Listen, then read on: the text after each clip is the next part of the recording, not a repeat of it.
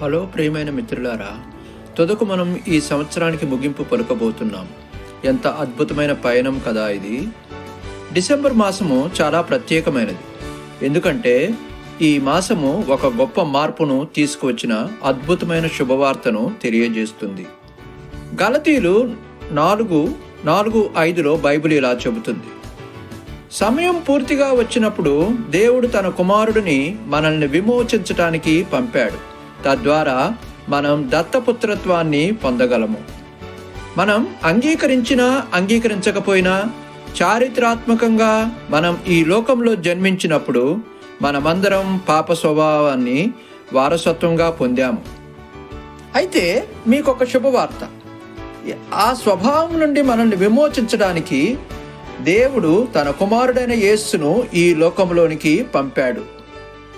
ఈ చీకటి లోకంలోకి వెలుగుగా యేసు వచ్చాడు.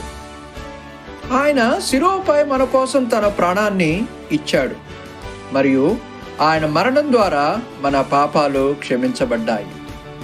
యేసు మన కోసం మరణించాడని మనం విశ్వసించినప్పుడు మన గతంలో చేసిన పాపము తుడిచివేయబడుతుంది మరియు మనకు సరికొత్త ప్రారంభం ఇవ్వబడుతుంది. ఆయన మరణించిన 3 రోజుల తరువాత తిరిగి లేచాడు మరియు 40 రోజుల తరువాత ఆయన సజీవంగా పరలోకానికి కొనిపోబడెను.